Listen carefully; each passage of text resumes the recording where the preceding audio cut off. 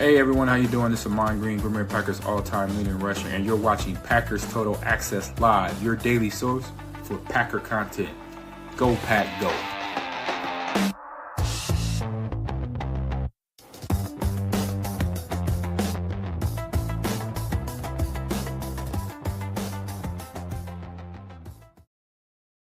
What's up, guys? Welcome into the Victory Monday edition of Packers Total Access. My name is Clayton. You can check us out on Packernet.com. Find me on Twitter at Packers_access. Joined alongside Jacob in Wisconsin. We got Tim in Green Bay here to talk to you guys and gals about Packer football on a Victory Monday. Really excited about the show. We're just going to kind of relive a little bit of what happened last night.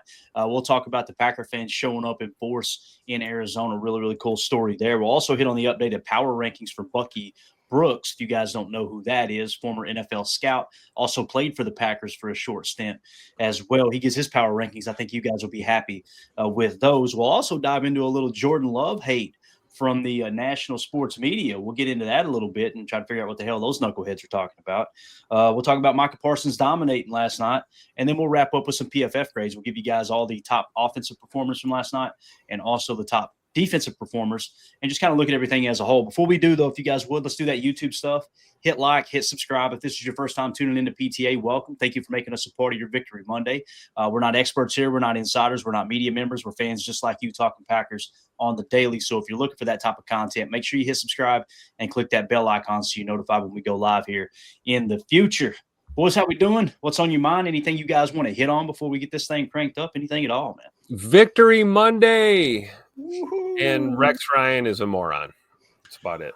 That's all I got. I usually don't say that about former coaches, but he seems like he is really pressed into the whole, okay, we got to say something shocking out here, right? And, you know, surprise, surprise from the guy who had the foot fetish, right? You guys remember that story. So I just never shied away from, obviously, controversy. And, of course, his former QB1, I think he's still in the clink, or did he get bailed out already? What's going on with Mark Sanchez? Allegedly, of course, allegedly, according to several closed circuit cameras. Yeah. Allegedly. All right. Well, Mark Sanchez walked down that alley and said, "Scared money don't make money." You know what I'm saying? Be careful with that stuff on a Saturday night. But anyway, he didn't call that game that Sunday either, did he? I'm about to say that word. That knucklehead, that moron, that trying to think of a better way of putting it. I about said something really bad there. So, well, Matt LaFleur let one slip. I think you know that, Clayton. Yeah, I thought about using it as a drop, but it's quite the wordy dirt, you know. So we better not use it. But I loved his reaction. The way the clip ends too is he kind of looks at the camera like, "Crap." He did a Jim Halpert like, "Oh." I was gonna say, you know, you think God never farted? Let them slip every now and again. One thing I will say, if you don't mind, I actually was listening to the Matt LaFleur's press conference that just went live, I believe, like 50 minutes ago or so. I got about 10, 15 minutes in before we had to jump on here. Man, LaFleur gives zero you-know-whats nowadays when they start trying to bait them into some kind of clickbaity type arguments or even questions. Somebody asked him basically, what's it like to play Aaron Rodgers? And he goes, we're playing the Steelers. And they were like, well, all right, so you're just going to basically not talk to your team about it, and you're just pretend it's not really a thing, and you're just going to go in there. Like, how do you approach it? And he goes, I don't know what you're talking about. We're going to play the Pittsburgh Steelers that just happen to have Aaron Rodgers. He goes, pretty much 90% of this team had never even played with the guy. Like, they never really have that, there's no sides that they need to pick or whatever. It's kind of a moot point. And he goes, you guys can go ahead and write your stories, and you can make it up to be a big thing. And I was really proud of him. He really did kind of type it down. He obviously went back and said, Aaron was a massive part of this organization, always will be. He's a Hall of Famer. That being said, it's another football game where we have to strap it up with our guys against their guys and just really tamped it down. And that's when I had to jump off. So I'm sure you could just look in his eyes. He does not want to hear any of this freaking clickbaity crap. He just wants to have these guys focus in, go play football, and come out of there with a W, hopefully. Yeah. And Tim, I got really irked today. I'm getting tired of waking up on a Victory Monday and putting on Green Bay Sports Talk to be like, all right, man, let's celebrate. And every damn host, whether it's Milwaukee, Madison, no matter where it is, boy, oh boy, do they find the negative spin somehow. And, I've shown a lot of respect to those guys. I really have. But I'm just about done with it. Because, I mean, it's gotten to the point where you can just tell they're trying to feed the trolls, get them to call in and have them be overly negative. And that's the entire show. And I'm going, why? I literally got 1 hour into the program this morning. I won't say the specific program. I'm sure y'all can figure it out. And I love it too. I talk about it all the time, right? Try to promote it. I'm like, man, this is, I'll be damned, boy. I got about an hour in. I'm like, I can't do it anymore. Like, I'm feeling like we lost this game. I don't understand how you can view it through that lens. I just don't understand why people want to be miserable in that regard. I mean, you're one of 3 teams left, right? That are only 1-loss teams. And of course, the Detroit Lions are playing right now. It's just got kicked off. So they're playing the Buccaneers. So the Buccaneers are one of the other, it's the Colts, the Packers, and the Buccaneers all only have 1 loss, right? So, you're one of 3 teams that are at the top. And many people were saying you now have the best odds to represent the NFC in the Super Bowl. And I turn on Sports Talk and all I hear is negative, negative, negative, negative. There were people calling in. You guys will know who I'm talking about now because there was a specific conversation. A guy called in that plays blackjack and was talking about even though that 4th down pass worked, it was actually the wrong thing to do. And let me tell you why. And he gave this big blackjack analogy. And I'm going, you guys have never coached a game of football in your life. You probably never played a snap of football in your life. And you're trying to act like these analytic genius gurus that Matt LaFleur made the wrong decision to go for it in that spot. Now, I will That's say so shocking to me because if you're a blackjack player, you should know the truth. And the truth is scared money don't make money. Exactly. Nice. So again, if it falls incomplete, I'm sure the fan base feels much different. But the fact that you're giving a platform to all those idiots that just want to constantly complain, and then we all sit back and go, why do these people complain so much? Because they're constantly getting a platform for it, right? And that's what feeds Sports Talk, right? It's just like the guy on ESPN Milwaukee. What did he say earlier this year? Jordan Love's injury prone. That's what he said. The dude played through 3 injuries last year. What do you mean he's injury prone? Like he played hurt all year, right? And then you had another guy, this fat, out of shape loser producer that you could tell he couldn't run a half mile if his life depended on it. And what did he do? We're gonna give him some. Get on there and said Romeo Dobbs was a coward last year. I'm going, boy, you wouldn't say that to his face, would you? And then you have a former Packer player going at Christian Watson's dad, basically making fun of him because he had a short stint in the league, right? And we all know what you got in trouble for there, dipshit. Excuse my language. Like, what are we even doing? How do you have a platform when you were accused of doing something so bad that I don't even want to mention it on my show, but you want to bash another former Packer player? You understand what I'm saying? And this is what we got to listen to every single day. This is what we got to tune into every single day if we want to hear Packers sports talk. It's wild. So I didn't have that in the show notes, obviously, but I felt my ears getting hot as I'm thinking about it. I'm just going, it just doesn't make sense to me. It doesn't. So what I say is let's create a community here, right? Both on the show, in the chat, on Twitter, where we just call that crap out and start making them feel this freaking big. You know what I'm saying? Because it's embarrassing to the fan base. It really is. So anyway, yeah. Just don't. Everybody took everything I had not to put it on the screen. I am always the person, Jacob. Am I not always the person that says, hey, man, if he played in the league, I'm shutting hell up and listen, right? Yeah. But there's a handful of them. It's like, boy, I don't know what y'all are doing. Go ahead. I'm sorry.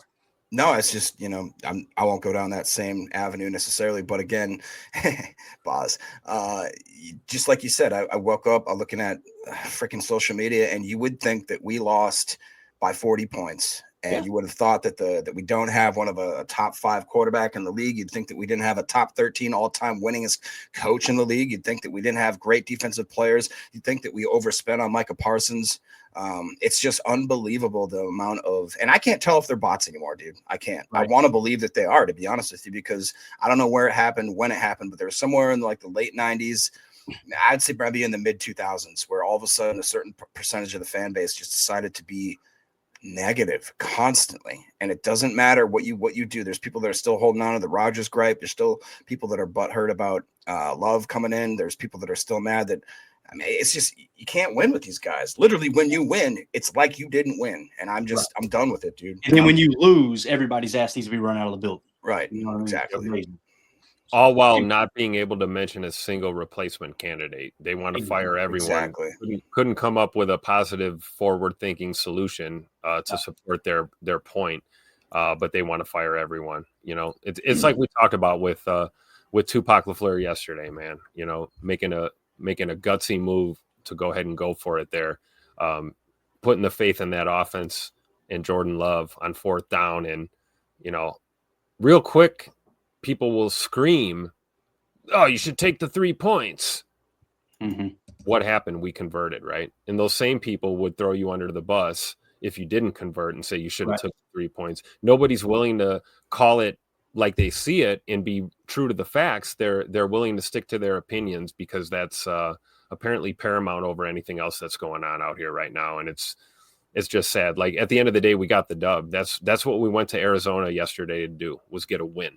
And that's exactly what we did. So I don't know how you can be upset with a victory. I don't. So that's the thing. I saw multiple clips of multiple podcasters of one watching in live time, mocking the fact that we were going to send Haversick out there to try a 60-plus yard field goal, and then good, mocking the fact that we even went out there to line up on that 4th down, let alone convert it, and then afterwards pretending, really cool. Right. Yeah. Now all of a sudden we're excited that we won. Right. It's amazing. It's absolutely amazing. And the thing that got me, Jacob, is I heard people saying Matt LaFleur made the wrong decision, and then the same caller that called in on the show said, and even if you did think he made the right decision, he wasn't the one who made the decision. Jordan Love made the decision. No, he didn't. He said he sent the field goal unit on. He seen Jordan Love's face coming off the field and thought, that man's got conviction. It doesn't matter what play I call, he's going to make it happen. And he sent him back out there. That's what a great coach does. And people said, well, no, it's bad coaching if you allow your emotions and the emotion of your player to control the play call. It's like, at the end of the day, this is Bill Belichick 101. Players win them and coaches lose them. And I'm telling you, at the root of that saying, at the root of that quote, it's if you believe in your play, if your players believe in themselves and they believe in each other, then you should always give them the opportunity to go win the freaking game rather than play scared. And it's amazing how last week, all I'm hearing, Matt LaFleur's a coward. Matt LaFleur doesn't, he's not aggressive enough. He doesn't go for the throat, all those things. He goes for the throat, and then that side of the fan base comes in and just bashes. It's absolutely wild. I like what Chris says here. He says, I think people are just flat out unhappy with their lives, and it comes out in their fandom amongst other places. I honestly that's a common, in my circle of friends and family and all that, the guys that kind of yell and just, scream at the sky and blah, blah, blah. There's some other stuff going on there, I'm telling you. So I don't know what it is, but most of what's going on is not watching football. Exactly.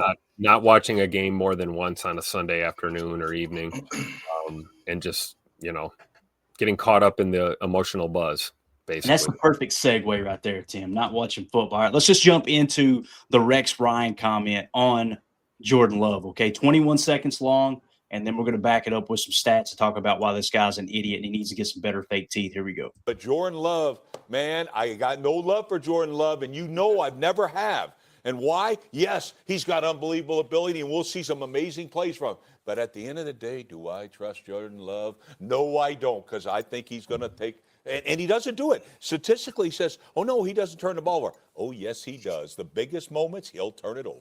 Statistically, it says he doesn't turn the ball over. Oh, yes, he does. All right, here, I got a stat for you. Crackhead. You got hold to the wrong stuff. Here, I got you a stat right here since Rex wants to talk about that. Here, look at GBP Daily, Rob Westerman coming in hot. Yes. Jordan Love in the fourth quarter over the last 3 games. This is his fourth quarter stats alone. 21 of 33, 233 yards passing, 3 touchdowns, a 119.0 passer rating. He hashtagged assassin. Could not agree more there. There was another stat I had here somewhere too, if I could find it. That was absolutely. That's not when the game's on the line. Yeah, exactly. So, the other thing. I quote tweeted. That's what it was in the tweet that I had shared that video from Get Up. I quote tweeted it and put Jordan Love has 10 passing touchdowns and 2 interceptions. What the hell are you talking about? He turns the ball over. Like last year, yeah, sure, you got something to talk about, right? This year, he has been lights out protecting the football. Like you're talking about 2 interceptions, 2. And he's got 10 touchdowns of that. You understand that, he's tracking what I don't even know what the ratio would be there, but you're going to throw 40 touchdown passes, right? And have 8 interceptions or you're going to throw 30 touchdown passes and only 6 interceptions. Who would not take those stats as their starting quarterback? It's absolutely wild. So, again, this kind of goes hand in hand with what we talked about just a second ago and just kind of leading off with the fact that the media is just always going to be overly negative. They're going to try to find that spin to get people talking like we are right now, and it worked today. Boy, they put a quarter in me, and they got their money's worth. That's for sure. But the other thing I want to point out here too, since the Packers are so bad, right, and Matt LaFleur is so bad at developing young players, and his offense sucks and this and that, right? NFL tight ends who have at least 4 touchdowns this year, and they're also averaging 14 yards per reception. You got Tucker Kraft. That's the end of the list. He's the only tight end in the National Football League that has 4 touchdowns and is averaging over 14 yards per catch, according to NFL Pro data, right? Matt LaFleur had nothing to do with that, right? Jordan Love had nothing to do with that. Who's his quarterback, right? Now Jordan Love stinks. It's just amazing. It's amazing how they talk out of both sides of their mouth. So anyway, that's the end of that rant. I'm done. I'm going to be in a good mood the rest of this time. You guys got anything else you want to add to the media, anything like that we just talked about? Yeah, I should apologize for opening the show with saying Rex Ryan is a moron and an idiot. I should have more respect for a former NFL coach. So I'll just call him a dumbass. He's a dumbass. There you go. It's pronounced Dumas. One thing I will say is that just real quick with that little blurb you put up about Tuck Norris is a lot of people scoffed at me when not I personally, but like when a lot of Packer fans thought this dude can be one of the, if not the best tight end in the league. I mean, he's got obviously some big competition. We saw one of the best, in my opinion, Trey McBride this last week. The guy is an absolute animal. Obviously, Kittle's a little banged up right now. But when he gets the ball in his hand, Tuck Norris, there is just, I really do believe him where he thinks that no one can tackle him. He runs that way. His yak is that way. The way that he's willing to sacrifice his body to hit that goal line, it is something to behold. And I only wish I got a helmet right back here signed by 85. Unfortunately, it's Robert Tonyan 85. I'm going to scratch that out, and I'm going to do my best kind of forged job and try to see if I can mimic a Tucker Kraft signing, because that's my true tight end right there. I think if I get a jersey, I got to be getting me a Tuck Norris jersey, right? Oh, yeah. Yeah, no doubt about it. Let's go.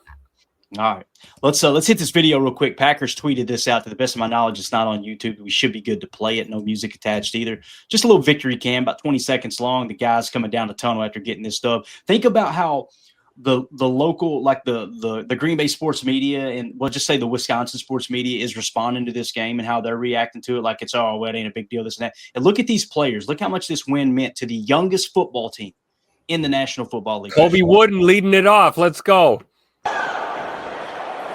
Got the dub. You know what they say cheese. Go. Cowboy too. Out for the faint of heart. Go, Pat, go. Stack. Love it. So again, you wonder why. And I think the reason I got so fired up just a second ago, Jacob, is because you let it off with Matt LaFleur getting snippy with the media. He's probably fed up with it, man. He's probably gotten to the point where I'm like, I'm just sick of this stuff. I'm done with it, Sit your butt outside.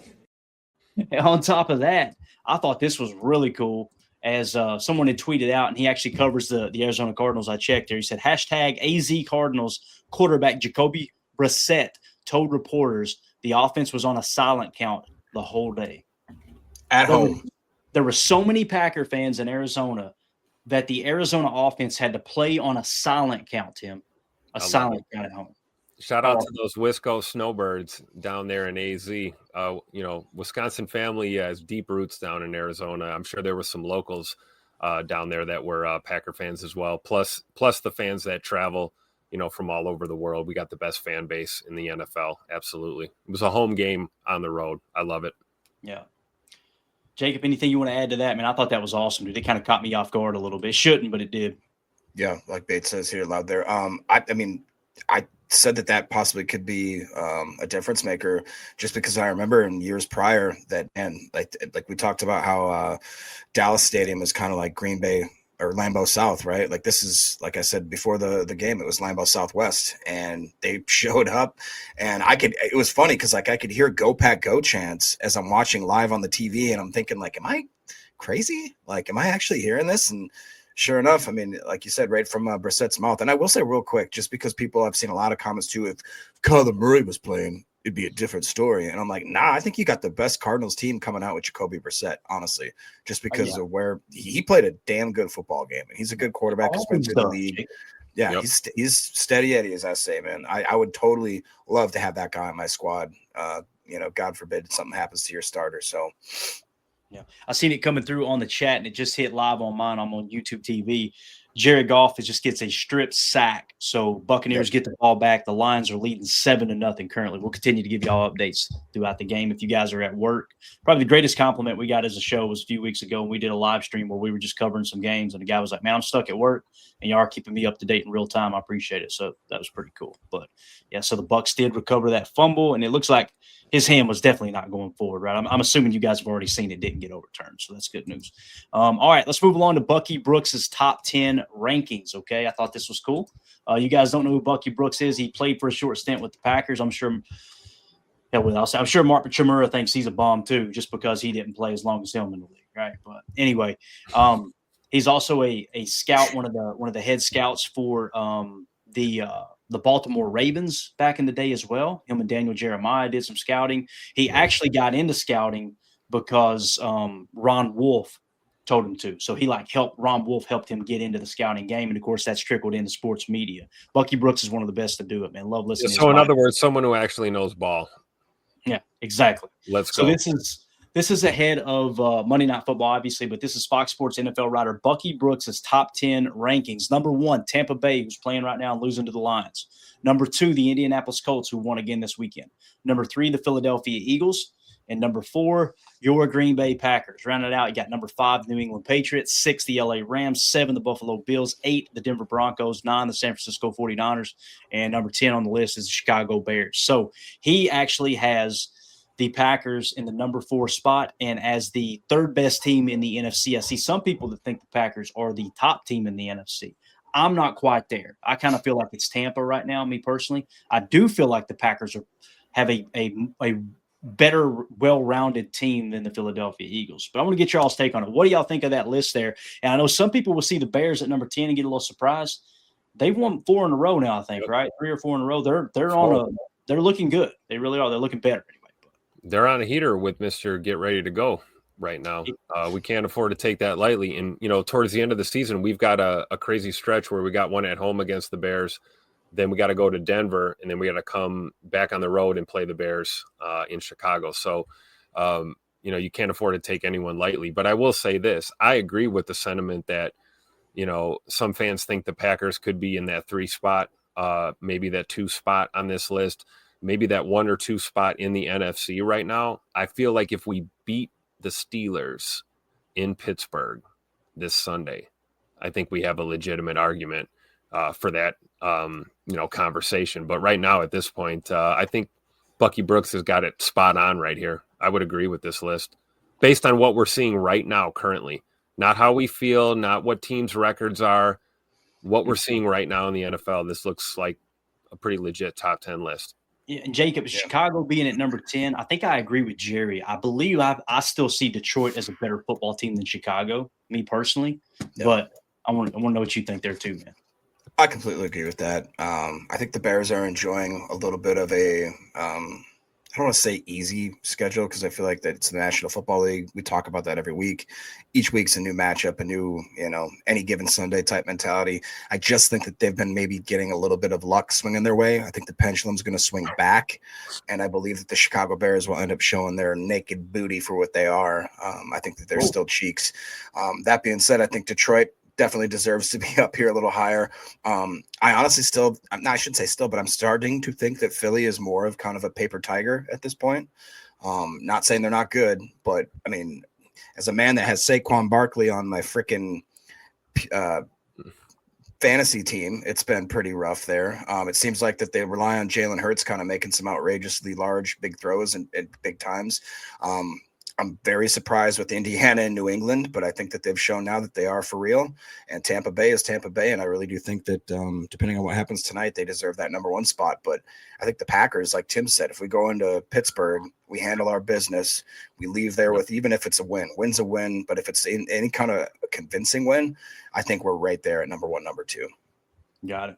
Love it. All right, so let us know in the comments if you're watching this video back later and not on the live stream. Let us know what you think about that top 10 for Bucky Brooks. Do you think the Packers are good at number 4? Do you think they're too high? Do you think they're too low? Talk to us in there. We appreciate y'all. I'm sure we'll get more comments on whether or not Chicago. There's a bunch of comments rolling in right now about Chicago being there. And again, I know they got an easy schedule too, but you can only play the schedule in front of you. And the thing about that, I'll tell you who it reminds me of a little bit, and I'm going to be honest. Other than their defense being absolute trash, their defense is bad. It's really bad, right? But it kind of reminds me of how the 2010 Packers won games. You know what I mean? It was just like you do just enough to kind of scrape by, and next thing you know, you get hot going into the playoffs and you go on a run. I'm not saying the Bears – You don't say that. Because, again, the Bears' defense is nothing like the Packers' defense that year. They had the number 1 defense in the league, if I remember correctly. So, and speaking of number 1 defense in the league, boy, oh boy, am I glad Micah Parsons is a Green Bay Packer. Yes. Kurt McGirt, go easy in there on everybody. He says, like the stream, you bums. We don't have to call them bums, but thank you for reminding everybody. Just hit that like button. We greatly appreciate it for sure. It helps boost the algorithm and lets other people know this show might not suck. And then they can come in here, watch live, and go, this show sucks. And they can just go on about their day. But we get a view. You know what I mean? That's the way it works. So, all right. Jordan Love's IG story.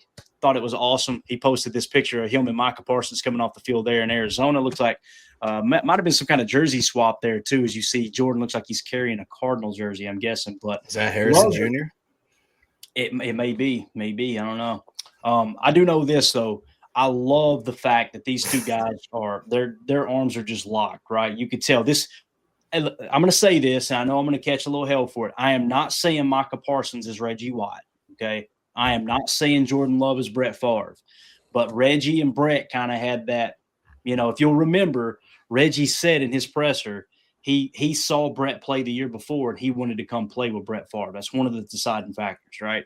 And I love the fact that Micah and Jordan, they already had kind of this friendship outside of, him playing for Dallas and obviously Jordan playing for Green Bay. It's really, really cool to see these two lock arms, Tim. This kind of feels, it has that same type of feel, of that 96 team. I keep coming back to that. This doesn't feel like the 2010 Packers.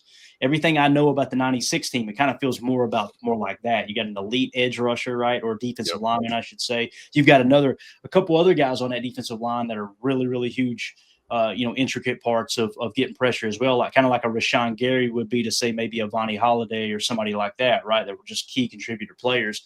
I can't remember, was Sean, who was the other edge defender? I think he might have been on that 96 team. Sean, what was his name?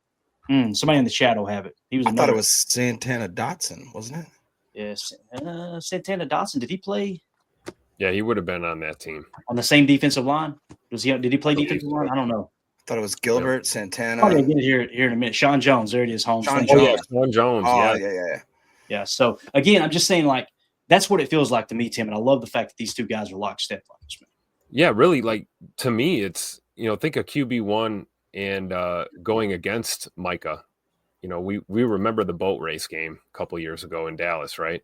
I think it's that mutual respect that quarterbacks tend to have for these defensive players, being on opposite sides of the ball. I think about Brett Favre and Warren Sapp, going at it back in the day, and there was always kind of a little rivalry, but there was a mutual respect there. And then, you get on the same team with a guy like this that you've competed against. There's that respect there, and you guys want to pick each other up. And I think every quarterback one in the NFL's got their favorite guy on the defensive line or the edge room that he kind of is drawn to. And you see that chemistry with not just Jordan and Micah, but really Micah and a lot of guys on the offensive side of the ball. And it builds cohesiveness as a unit, and it's something to be proud of, really. I mean, we were kind of concerned about Micah before the trade was, finalized, thinking like, oh God, is this going to be a problem here? And he's had nothing but a great attitude and has really fit the mold of being the Green Bay Packers since he touched down. And we're seeing him just take off right now, really hitting his stride. We're not talking about him missing training camp anymore after what we saw yesterday for sure. So a lot to be excited about with Micah. Yeah. Pac-Man 44 says the 96 D-line, Reggie White, Brown, Santana, Dotson, and Jones. Dayton Jones, let's go. Dayton Sean Jones with him in there. Got excited about Dayton back in the day. You already know. So yeah, hey, listen, Gilbert Brown too, man. What a fun competitor. He was great to watch. So Tim, did you ever get a Gilbert burger? No. Do you know what those are? I do have a vintage Gilbert Burger King poster though. I was gonna say he was literally the Burger King. I was gonna say, man, you could probably have a vintage Gilbert burger that just set in the cabinet and it just stays preserved. All the videos of people that do that stuff with McDonald's, they'll take a cheeseburger, put it in the cabinet for 6 years, and open it back up, and it looks like the day you bought it. It's unbelievable the preservatives there. But anyway, that's the story for today. The grave digger, like Holmes says, for sure. Thick. Right. Micah Parsons. All right, let's continue this conversation. Rob Westerman with this tweet. Micah Parsons is currently the favorite to win NFL Defensive Player of the Year per Polymarket Sport. The odds, Micah Parsons, 36%. Nick Bonito, 30%. Pat Surtain, 28.5%. And Josh Hines Allen at 27.4%. That's a wild statistic there, boys, as we see Micah Parsons. That's a pretty good little lead there, 6% lead on the second-place guy. Obviously, 3 sacks will do that for you, right? And I think it's awesome, too, that was the first time in Micah's career he's had 3 sacks in one game. Just something else that you can rub in Cowboys fans' faces. Like, what were y'all doing wrong down there, man? He's already gotten a 3-sack game here, you know? So let's talk about that, though. What do you think the chances of Micah winning Defensive Player of the Year? Not that it really matters. I just kind of like keeping tabs on the market just to kind of see the odds and these type of things. I think it would be clutch if a edge defender won it, period. Be awesome if it was Micah Parsons. Patrick Surtain is, we know what he brings to the table, and this is just one, whatever this is, Polymarket Sportsbook or whoever's making these odds, but it'd be awesome to get a Defensive Player of the Year out of Green Bay again. It's been a while. We're due. Yeah. Drew D's point here is Parsons has a narrative to win that, and I want to say that shouldn't matter. It definitely does. When you help with because what is it? Is it the same type of people that do like the AP voting? I was just going to say, is Defensive Player of the Year the same as MVP? Is that the writer AP? I think it is. Yeah, I'm pretty sure it is the Associated Press. I'm almost positive that's how that works. So we know the narrative goes a long way with those type of people. Yeah, it does. But I mean, that being said, I feel like he's definitely earning it. And this is him, I think, being, we kind of stopped talking about whether or not he was got his wind back, whether or not he got his conditioning back, whether or not he's came into the playbook over the last 2-3 weeks. But we have to remember, now, we're seeing maybe the fact that he is actually up to speed. He is up to speed, literally and figuratively. Like he has his conditioning underneath him. He now knows the playbook a little more. He's trusting his fellow linemen, his linebackers, everybody else. He's trusting the system. Hafley has more trust in him to maybe let him go a little more. I will say I am still somewhat frustrated sometimes when I see him and Gary not on the field. It's like I would want us to maybe tailor a way where they're both, at least one of them's on the field. You know what I mean? If you got to start giving them breaks here and there, I understand that. I love Kingsley. I love Sorrell. I like the amount that we saw from Sorrell, but I want us to utilize. I mean, you look at the Max Crosby of the world, and they're out there playing damn near, 100%. Not that I want him to do that or think it's beneficial for that necessarily, but I do want to see. Let's get our money's worth here. We see what we can put him out there. He gets. I mean, who knows if he has maybe 3, 4, 5 more snaps in this game? Does he have 4 sacks? Who knows? I like what Eric says here. Wait, Parsons has an 80-year-old back and can't defend the run. He's a horrible locker room guy. Don't forget. Make sure you guys remember. Yeah, it's hilarious, dude. Absolutely hilarious. So here is another statistic that got tweeted out by Jacob Morley, just kind of giving everybody an update on the pressures from the Cardinals game. All right, total pressures versus Arizona. And again, this is PFF. Take it for what you want. Again, go watch the tape yourself and you tally up the pressures. It's what PFF had logged. In that one game, Micah Parsons, 8 pressures. Quay Walker, 5 pressures. Carl Brooks, 5 pressures. Rashawn Gary with 4 pressures. Kobe Wooden with 3. Kingsley Enagbare with 2, and Evan Williams had 1 on that safety blitz. So, again, when you look at that, I mean, how many, what is that there? Let me do the math here real quick. It's 18, 22, 25, 27, 28 pressures, if I'm reading that correctly. Is that good? Yeah. And listen, it's another testament to Jacoby Brissett standing in there tall and making the throws when he had to, right? Because a good chunk of those, obviously, we didn't hit home on, right, Jacob? So you're affecting the pass, so you're affecting, the passing game itself. Those hits start to really add up by the end of the game. And I'm telling you, man, that Gary strip sack, that's another thing that pissed me off today. And I want to give a shout out to Steve on Twitter. I think he's in the comments on this right there. Steve Cook. We were messaging earlier today, and he was like, man, every sports talk show that I listen to, right? And same here. Every one of them, they would briefly mention the turnover that we created, but they didn't mention Rashawn Gary's name one time when mentioning that turnover. Now, why is that? Is Clayton being a conspiracy theorist here? Or could it be drop? Could it be Stupid copyright crap? All last year, they dogged Rashawn Gary and made it sound like he's just absolute trash. And then he gets a Pro Bowl nod, right? He gets voted the Pro Bowl. He's the best run defending edge defender in the game, right? We have one of the best run defenses in the game. And, that Pro Bowl doesn't mean anything. Okay, cool. Comes out this year, he's leading the Packers in sacks. It's still, even with Micah Parsons, 3 sacks, Gary's still tied for the lead because he got that strip sack yesterday for Packers, leading in sacks. And that's why they won't mention it, because they can't stand the fact that they might be wrong. There's one on ESPN Milwaukee that I'm telling you, man, he thinks he's God's gift to Packer fans, like he knows everything. And boy, oh boy, does he get awful quiet when Rashawn Gary has a game. And then the second that Micah Parsons isn't getting any pressure, he's getting double teamed or whatever, Gary's got to do his part. He's got to do his part. Gary has done his part and more. And then he's getting paid half of what Micah Parsons is getting paid, which is worth mentioning as well. This isn't the dog Micah Parsons. It's just a point that put some respect on Rashawn Gary's. All he does is keep his mouth shut, and he comes out and plays good football. That's what he does. And he's a leader of men on that field too. Yes. Damn right. And I'll say this, Jacob, I want to get your take. Something else Steve said was like, it's almost, I'm kind of putting Steve on blast here. I apologize, Steve. But it's kind of like, almost like he pissed the media off in the locker room. Mm-hmm. And this is their way of kind of getting back. Because you notice you don't ever see any exclusive interviews with Gary. It's very rare you see him sit down and give an in, because he's all about ball. That's it. There's nothing wrong with that. So anyway. No, I completely agree. It doesn't fit their narrative that they painted in previous years. And obviously then coming in, Micah Parsons is going to steal some of that thunder, most of the thunder, the spotlight. I just think it's been very, very impressive to what Gary has done, obviously on the field, but like you said, off the field, I haven't felt no hint of jealousy, no hint of any sort of like animosity for the fact that he maybe isn't getting the interviews that a guy of his caliber should get.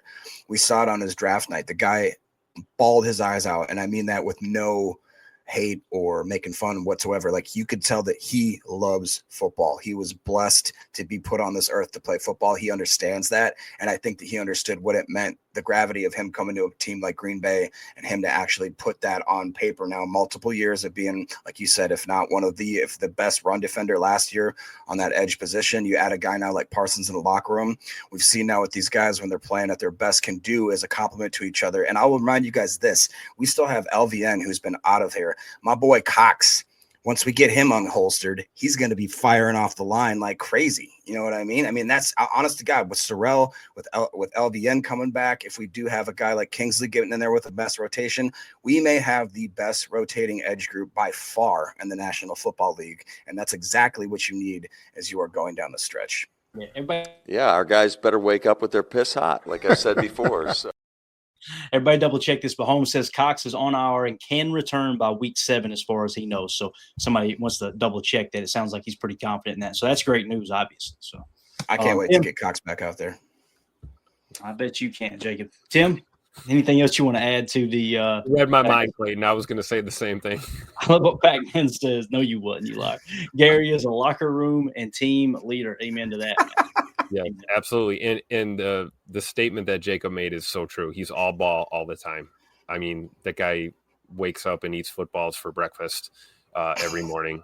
You can tell. And he demands that, much like we see the leadership from guys like Tucker Kraft and Josh Jacobs, workhorses, guys that lead by example.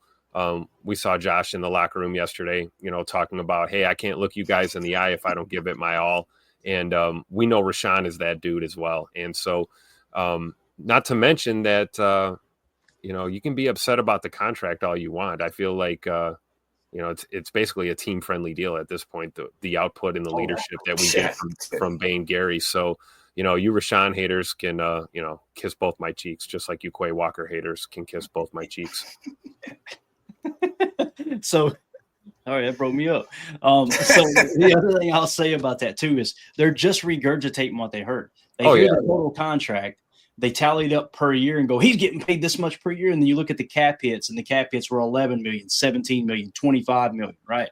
And now it's, now you got to pay for it. No, you don't. The guaranteed money's gone. You can move on if you want to. Now you got to make the decision on whether you want that guy on your roster or not, right? That's what it comes down to. So again, that's how Goody and Russ Ball make that always work. United Bates says, talking about Cox, he could have returned this week against the Cards, but he still hasn't been activated off the IR, so he's good to go once he is healthy, obviously. Deadfish says, Green Bay is a great place for guys that like to play football. Amen. There's nothing else going on, right?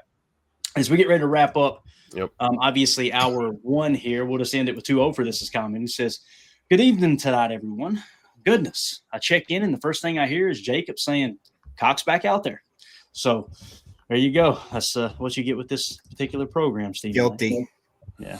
That's going to do it for hour one. For those of you listening on the pod, we'll see you on the other side for hour two. We're going to break down the PFF grades from week 7 against the Arizona Cardinals. We appreciate y'all.